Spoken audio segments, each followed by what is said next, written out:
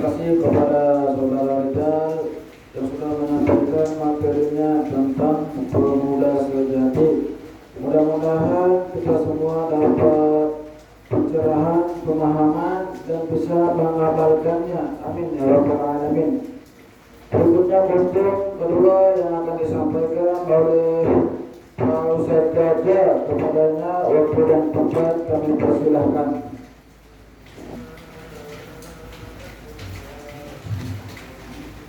Assalamualaikum warahmatullahi ta'ala wabarakatuh. A'udzu billahi minasyaitonir rajim.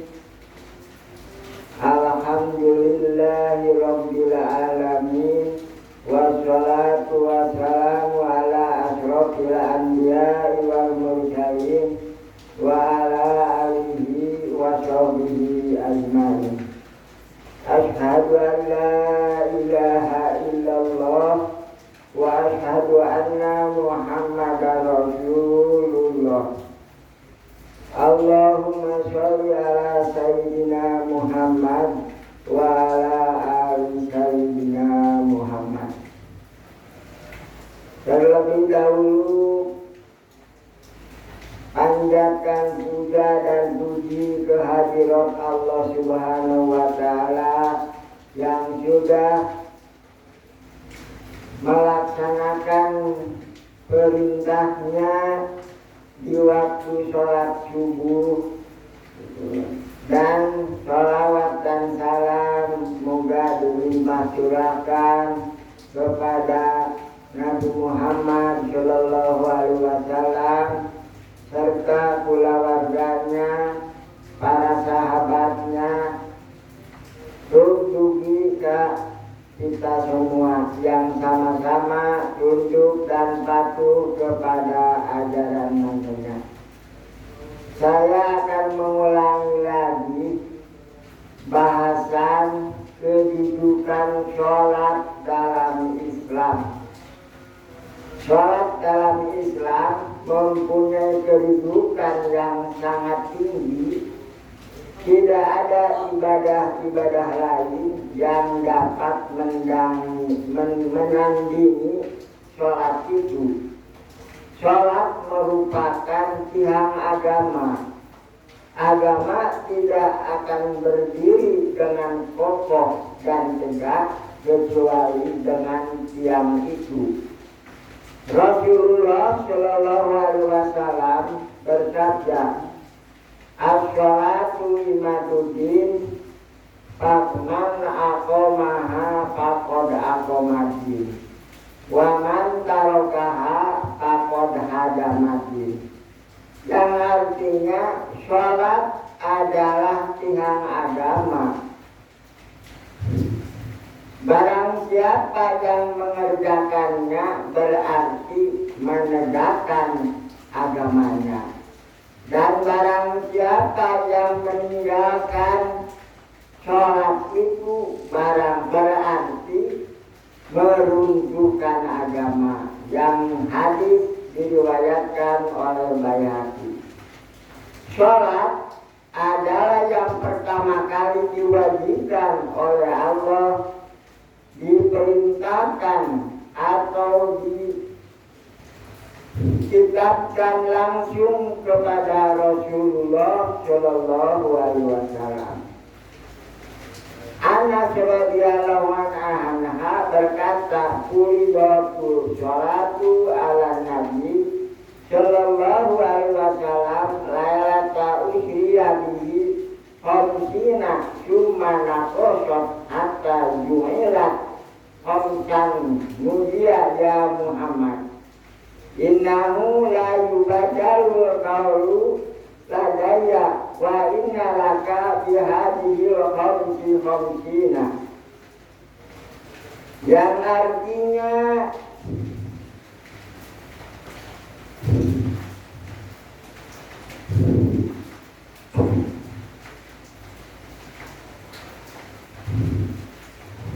dipandukan atau diwajibkan sholat kepada Nabi Shallallahu Alaihi Wasallam pada malam hari beliau diserokkan 50 rakaat, kemudian diperkurang hingga menjadi 5 kali sehari semalam. Lalu beliau dipanggil, "Hei Muhammad, sesungguhnya tidak akan diganti ucapan di hadapanku, namun sesungguhnya bagimu dengan 5 ini sama dengan 50 kali." Yang diriwayatkan hadis Ahmad, Nasai dan Tirmidzi.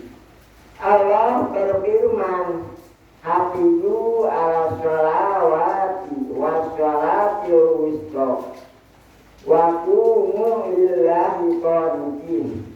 Yang artinya, peliharalah semua sholatmu dan peliharalah sholatmu, sholat wusta atau sholat asar. Berdirilah untuk Allah dalam sholatmu dengan khusyuk. Al-Baqarah ayat 238. Allah Ta'ala berfirman di dalam Al-Quran, "Ya ayyuhalladzina amanu idza kuntum ila sholati faghsilu wujuhakum wa aydiyakum ila marafiqi wamsahu bi ru'usikum wa arjulakum ila ka'bayn wa in kuntum junuban fattahharu wa in kuntum maridan aw ala safarin aw jaa ahadun minkum minal ghaiti aw lamastumun nisa'u falam tajidu ma'an fatayammamu shahidan thayyiban famsahu biwujuhikum wa aydikum minhu ma yuridullahu liyaj'ala alaikum min kharajin walakin yuridu liyutahhirukum wa liyutimma ni'matahu alaikum la'allakum tashkurun. Yang artinya, hei orang-orang yang beriman, apabila kamu hendak mengerjakan sholat, maka basuhlah mukamu dan tanganmu sampai dengan siku, dan sapulah kepalamu atau basuhlah kaki, sapulah kepalamu dan basuhlah kakimu sampai dengan kedua mata kaki. Dan jika kamu junub maka mandilah. Dan jika kamu sakit atau dalam perjalanan atau kembali dari tempat buang air atau menyentuh perempuan lalu kamu tidak memperoleh air, maka bertayamumlah dengan tanah yang baik atau yang bersih. Sapulah mukamu dan tanganmu dengan tanah itu. Allah tidak menyulitkan, tetapi Dia bersihkan kamu dan menyempurnakan sholatmu atau nikmatmu bagi supaya kamu bersyukur. Al-Ma'idah ayat 6. Demikianlah kedudukan sholat di dalam Islam, sehingga sebelum menjalankan diwajibkan berwudu dahulu, dan ditentukan agar semua sholat dikerjakan dengan sebaik-baiknya. Kewajiban sholat ini tidak boleh ditinggalkan sama sekali selama hayat masih dikandung badan. Selama itu pula lah sholat harus dijalankan. Para hadirin kaum muslimin yang berbahagia, kenapa saya berulang-ulang kali mengajak atau menceritakan tentang sholat? Karena sholat itu yang dilakukan setiap hari, yang dilakukan setiap hari, yang dikerjakan setiap hari. Kata di dalam Al-Quran tadi dijelaskan, maka Imam Syafi'i dengan menceritakan tentang ibadah sholat, karena sholat itulah yang paling utama bertakwa atau beribadah kepada Allah yang sebenar-benarnya. Selain dari ibadah yang lain, karena sholat itu yang nilainya itu berharga daripada ibadah-ibadah yang lain. Makanya harus benar-benar dikerjakan sholat itu. Sholat itu yang hasilnya tadinya ialah waktu Nabi Isra dan dimirajkan oleh Allah Subhanahu wa Ta'ala dari Masjidil Haram ke Masjidil Aqsa, langsung dimirajkan naik sampai Sidratul Muntaha. Makanya hasilnya itu perintah sholat yang 50 waktu. Nabi berulang-ulang usul kepada Allah, dikarenakan umatnya itu kecil-kecil, tidak sanggup 50 waktu, yang sanggup dikerjakan itu cuma 5 waktu, dari zuhur, asar, maghrib, isya dan subuh. Tetapi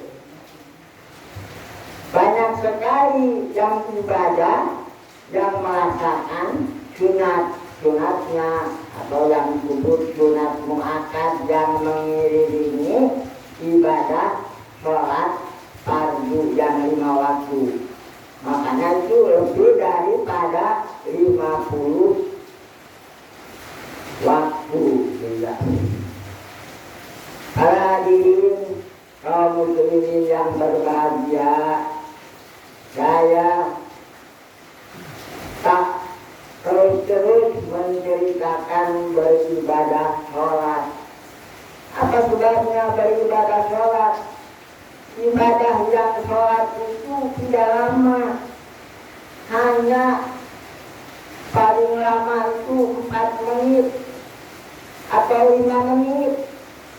Lebih banyak daripada berbicara, ngobrol, menonton TV daripada waktu sholat. Makanya kalau sudah waktunya tepat pada waktu, maka kerjakanlah sholat dengan tepat waktu, dengan awal waktu, karena ibadah sholat membawa nilai yang tinggi daripada ibadah-ibadah yang lain, seperti ibadah zakat, ibadah infak, ibadah tolong menolong sesama manusia. Makanya sholat itu hanya 5 menit, tetapi pahalanya besar sekali atau besar nilainya. Dikarenakan kita janganlah melupakan sholat. Sholat yang paling utama itu sholat pada awal waktu. Jangan ditunda-tunda sholat itu. Mungkin gue sholat agak penting mana bagi umat Islam yang beriman. Kalau dia sudah punya iman, rasa tanggung jawab walaupun sedang berjualan, terpilihlah mana sholat dulu atau mencari uang. Makanya dia bagi orang yang sudah beriman, dia tinggalkanlah itu dagangannya itu lalu mengerjakan sholat, karena sholat nilainya itu lebih tinggi dari jualan, dari ibadah-ibadah yang lain.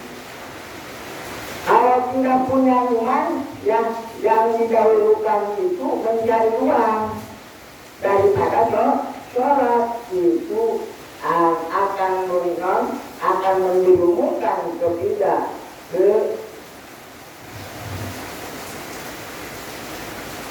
kepada kejelekan atau pada keburukan. Makanya utamakan sholat, karena dia punya iman, tinggalkanlah pekerjaan-pekerjaan selain mengerjakan ibadah sholat.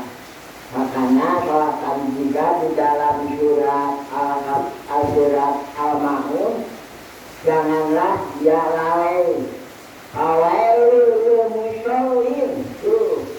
Makanya Allah akan memberi siksaan neraka karena menunda sholat.